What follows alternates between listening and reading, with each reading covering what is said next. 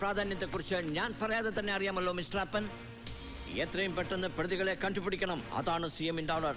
പ്രതികളെ കുറിച്ച് അദ്ദേഹത്തിന് അറിയാമായിരിക്കും അല്ലേ സർ? അല്ല, പെട്ടെന്ന് പിടിക്കണമെന്ന് പറഞ്ഞതുകൊണ്ട് ചോദിച്ചതാ. CMന് കുറ്റം പറയാൻ പറ്റില്ല അപ്പൻ. പത്രങ്ങളുടെ pressure.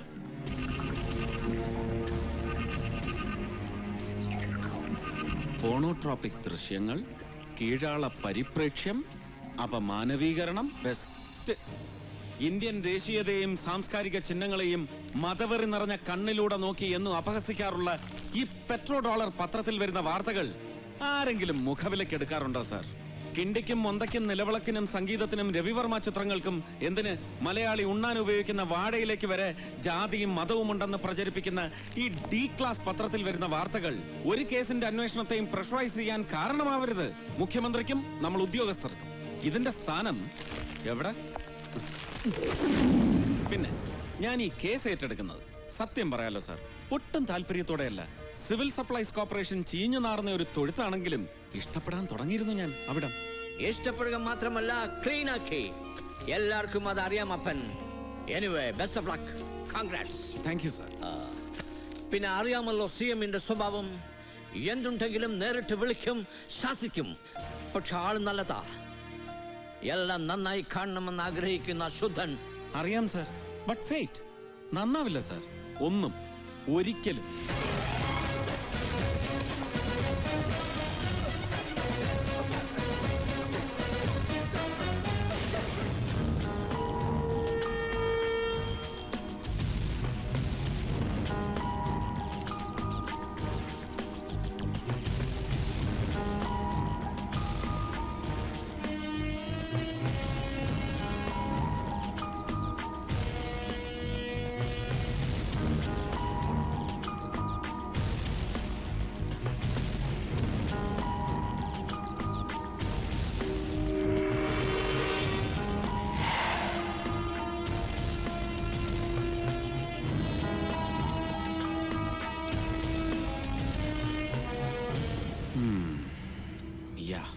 I should give it a try. Sahadeva? Sir.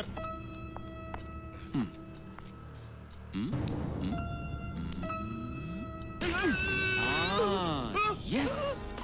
ഇങ്ങനെ കരയും ആരായാലും.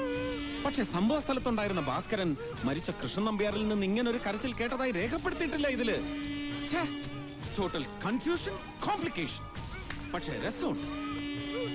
തല തിരിഞ്ഞ ഒരു കേസ്. Very interesting. 8:30 മണിക്ക് വിളിക്കാമെന്ന് പറഞ്ഞതാ വൈഗയോട്. 1/2 മണിക്കൂർ ലേറ്റ് ആയി.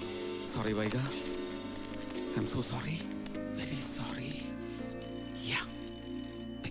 Pick up.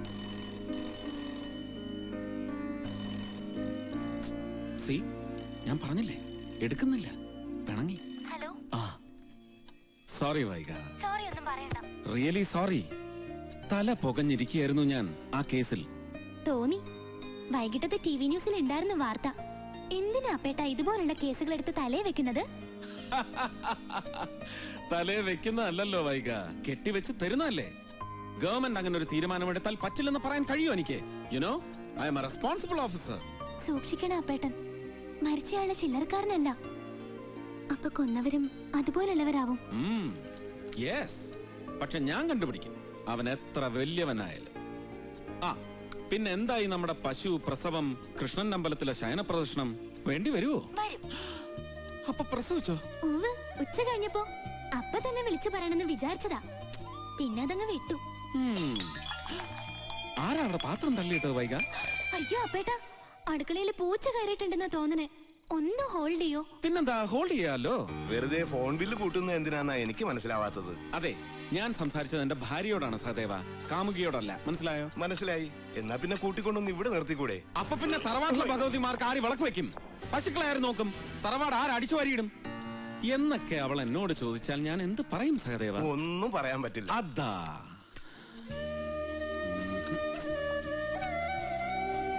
വൈഗ, വൈഗ, വൈഗ, ഇതെവിടെ പോയി കിടക്കുന്നു ഈ കുട്ടി?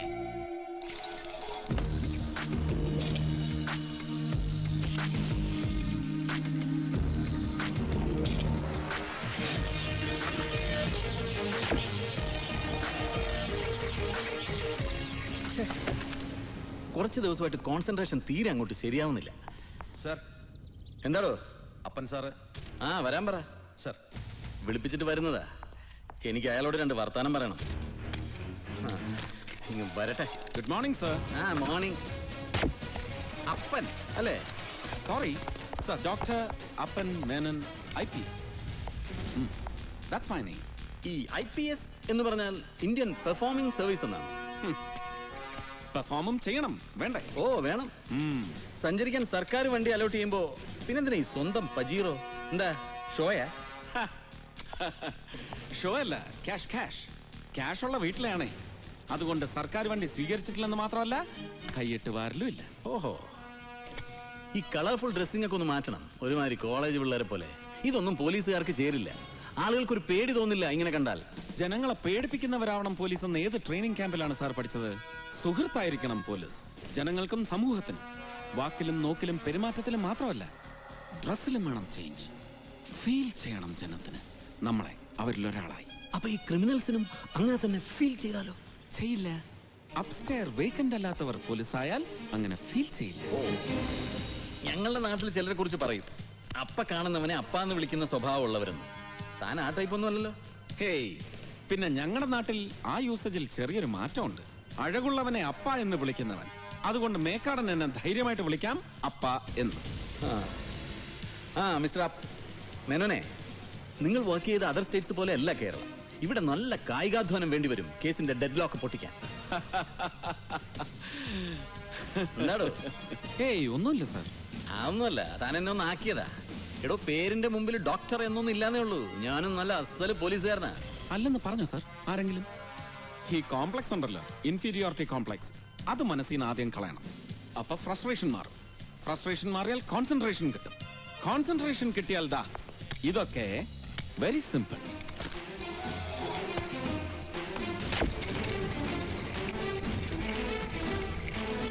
Like this. അപ്പോ സഹായം വേണോ എനിക്ക്? ഗൂണ്ടാ ലിസ്റ്റ് എന്താ തരില്ലേ? അതാ. പിന്നെ മേക്കാടൻ വക നമ്പ്യാർ വധ അന്വേഷണ റിപ്പോർട്ട് പഠിച്ചു ഞാൻ. കുഴപ്പം. I am very upset, but you don't have any reason to be upset. ശരിയാക്കിയെടുക്കാം, ശരിയാക്കിയെടുക്കും. ആള് കൊള്ളാല്ലേ സാർ?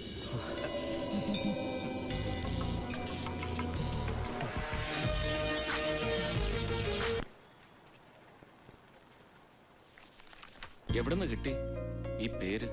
അത് അമ്മയോട് ചോദിക്കണം. സ്വന്തം പേരിന്റെ കാര്യമല്ല. VIBGYOR, your novel.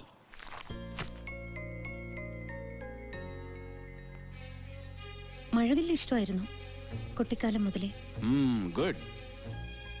മഴവിൽ ഇഷ്ടപ്പെടുന്ന, മുഖത്ത് നനുത്ത രോമങ്ങളുള്ള, നീളൻ കൈവിരലുകളുള്ള വിബ്ജിയോറിന്റെ സൃഷ്ടാവിന് എങ്ങനെ കഴിയുന്നു ഒരാളെ കൊല്ലാൻ? What you mean? കൃഷ്ണൻ നമ്പ്യാരുടെ മരണം, അതിന്റെ പിന്നിൽ സൂസനും സൂസന്റെ സംഘടന ദിശയുമല്ലേ? ലൈൻ കൊള്ളാം. ക്രിമിനോളജിയിൽ ഡോക്ടറേറ്റ്, യങ്, ബ്രില്യന്റ് എന്നൊക്കെ പത്രങ്ങൾ വാഴ്ത്തിയപ്പോ ഈ മിറക്കിൾ ഞാൻ പ്രതീക്ഷിച്ചില്ല. ഒറ്റ ദിവസം കൊണ്ട് തന്നെ കണ്ടുപിടിച്ചു കളഞ്ഞല്ലോ നമ്പ്യാർ വധക്കേസിലെ കൊലയാളിക്കൂട്ടത്തെ. മിസ്റ്റർ അപ്പൻ മേനോൻ, എന്റെ ജീവിതം തന്നെയാണ് എന്റെ സന്ദേശം എന്ന് പറയാനുള്ള ധൈര്യം കാണിച്ച ഒരേ ഒരാളെ ഇന്ത്യയിൽ ജീവിച്ചിരുന്നുള്ളൂ, ഗാന്ധിജി. ആ ഗാന്ധിജിയുടെ സ്വപ്നങ്ങളെ പ്രാവർത്തികമാക്കാൻ പ്രവർത്തിക്കുന്ന സംഘടനയാണ് ദിശ. നമ്പ്യാരെ പോലുള്ള ഒരു അഴിമതിക്കാരനോട് എന്തുമാത്രം വിയോജിപ്പുണ്ടായാലും ഒരിക്കലും ഞങ്ങൾ കൊല്ലില്ല. മുന്നിൽ ഗാന്ധി, പിന്നിൽ ഗോഡ്സെ, മുന്നിൽ ബുദ്ധൻ, പിന്നിൽ ഹിറ്റ്ലർ.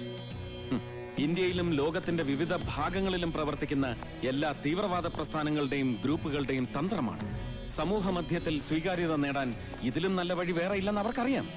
ഒരു നുണ 100 ആവർത്തി പറഞ്ഞാൽ സത്യമായി ഭവിക്കുമെന്നറിയാവുന്ന ഇത്തരം ചെറു ഗ്രൂപ്പുകളുടെ ചരിത്രമൊന്നും പഠിപ്പിക്കണ്ടെന്നെ. സൂസൻ അറിയോന്നറിയില്ല, കേരളത്തിൽ പ്രവർത്തിക്കുന്ന എല്ലാ മനുഷ്യാവകാശ സംഘടനകളുടെയും പിന്നിൽ വർഗീയ സംഘടനകളാണ്. ഏറ്റവും കൂടുതൽ ജീവകാരുണ്യ പ്രവർത്തനങ്ങൾ നടത്തുന്നതും അവരാണ്. ദിശ അങ്ങനെ ഒരു സംഘടനയല്ല. മുന്നിലും പിന്നിലും ഗാന്ധിജി. ലക്ഷ്യം പോലെ തന്നെ പ്രധാനമാണ് മാർഗവും എന്നാണ് ഞങ്ങളുടെ വിശ്വാസം.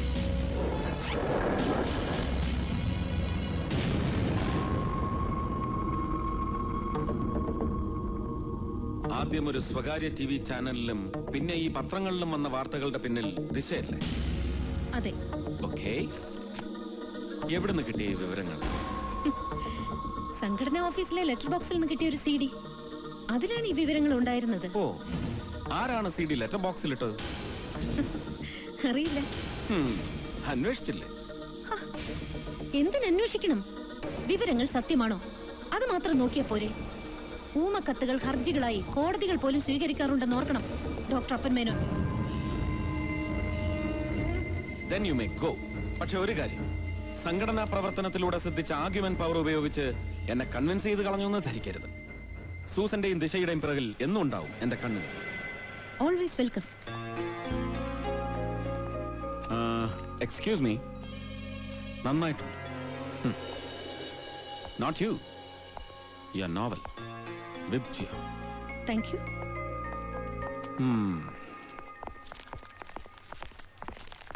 സാർ, മേക്കാടൻ സാർ തന്നിച്ച ഗുണ്ടാലിസ്റ്റാണ്. മിസ്റ്റർ മേക്കാടൻ, ബാല്യം എവിടെ? ഇവരുടെയൊക്കെ ബാല്യം എവിടെ? ഒരു ഡോക്യുമെന്റ് രേഖപ്പെടുത്തുമ്പോൾ learn to make it complete.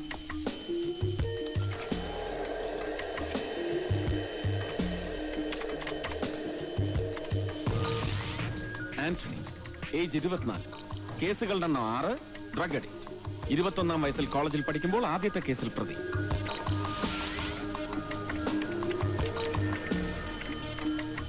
സലാം, വയസ്സ് 30, ഗാങ് ലീഡർ, കേസുകൾ 14, ആദ്യത്തെ കേസിൽ പ്രതിയാവുന്നത് 18-ാം വയസ്സിൽ. See, this is all. I am totally upset and I am terribly upset with you. ഒരു മനുഷ്യൻ ക്രിമിനൽ ആവുന്നത് അവന്റെ 18-ാം വയസ്സിലോ 25-ാം വയസ്സിലോ ആണ്. പക്ഷെ അതിന്റെ കാരണങ്ങൾ അതാണ് എനിക്ക് അറിയേണ്ടത്. അതറിയണമെങ്കിൽ അവന്റെ ബാല്യത്തിലേക്ക് പോകണം. Where is it? Come on, tell me, where is it? വേറെ എന്നൊക്കെ എന്നോട് ചോദിച്ചാൽ ഞാനിത് എന്തോ പറയാനാണ്? ഇതൊക്കെയാണ് ഇവിടത്തെ ഒരു രീതികൾ. ഒരുവൻ ആദ്യത്തെ കേസിൽ പ്രതിയാകുന്ന അന്ന് മുതലുള്ള ഡീറ്റെയിൽസ് ഈ ഫയലിൽ ഉൾപ്പെടുത്താറുള്ളൂ. അത് മാറണം.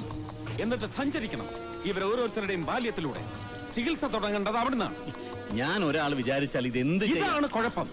നമ്മൾ ഒരാൾ വിചാരിച്ചാൽ ഒന്നും ചെയ്യാനാവില്ലെന്ന ഫിക്സേഷൻ, എന്നിട്ട് സ്വന്തം ഉത്തരവാദിത്തങ്ങളിൽ നിന്ന് മാറി നിൽക്കും. അത് മാറണം. Better late than never. തുടങ്ങി വെക്കണം ഇന്ന് തന്നെ.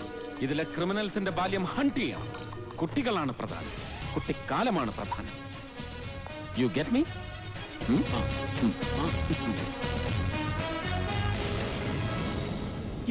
എന്ത് ഭ്രാന്ത? വേണ്ട, ഒന്നും പറയണ്ട. അപ്പേട്ടന്റെ സ്ഥിരം പതിവായി ദേഷ്യപ്പെടല്. എങ്ങനെ ദേഷ്യപ്പെടാതിരിക്കും വൈക? നിനക്കറിയാത്തോണ്ടാ. ചില ക്രിമിനൽസ് കുറെ കാലം കഴിയുമ്പോ മനോരോഗികളായി തീരും. കുറ്റബോധം കൊണ്ട് പിന്നീട് നല്ല കാര്യങ്ങൾ ചെയ്യാൻ വേണ്ടി ആന്റി സോഷ്യൽ എലമെന്റ്സിനെ തീർക്കാൻ തുടങ്ങും, ആരും അറിയാതെ. കൃഷ്ണൻ നമ്പ്യാരുടെ വധത്തിൽ അങ്ങനെ വല്ല ഇടപെടലും നടന്നിട്ടുണ്ടോ? അതാ ഞാൻ ഗൂണ്ടാ ലിസ്റ്റ് ചോദിച്ചത്. പക്ഷെ ആ ലിസ്റ്റ് ഉപയോഗിക്കാൻ പറ്റില്ല എന്ന് വന്നാ ഞാൻ എന്താ അയാളെ കൺഗ്രാജുലേറ്റ് ചെയ്യണോ? ഞാൻ മേക്കാടിന്റെ കാര്യമല്ല പറഞ്ഞത്, സൂസൻ മേരി തോമസിന്റെ കാര്യം. അവരെ വിളിച്ച് ക്വസ്റ്റ്യൻ ചെയ്തില്ലേ? കൊലപാതകം അന്വേഷിക്കുന്ന ഒരു ഉദ്യോഗസ്ഥനെ സംബന്ധിച്ചിടത്തോളം അവരും സംശയിക്കപ്പെടേണ്ടവരാണ് വൈക. സൂസൻ മേരി തോമസിനെ കുറിച്ചും അവരുടെ ജീവിതത്തെ കുറിച്ചും അറിയാവുന്ന ആരും അങ്ങനെ പറയില്ല. അപ്പേട്ടൻ തീർച്ചയായിട്ടും അവരെ പോയി കാണണം, എന്നിട്ട് സോറി പറയണം. സോറി? എനിക്ക് വേണ്ടി അപ്പേട്ടൻ അത് ചെയ്യണം. അപ്പേട്ടൻ ഒരു പെൺകുട്ടിയും ചീത്ത പറയുന്നത് എനിക്കിഷ്ടമല്ല. ഞാൻ എന്ത് തെറ്റിയതാലും അപ്പേട്ടൻ ഒന്നും പറയാറില്ലല്ലോ. എനിക്ക് നിന്നോട് സ്നേഹമല്ലേ വൈക? അതുപോലെ സ്നേഹിക്കണം എല്ലാരെയും. സൂസനെയും ഒരു ഫ്രണ്ടായിട്ട്, നല്ല ഫ്രണ്ടായിട്ട്. ഓക്കേ.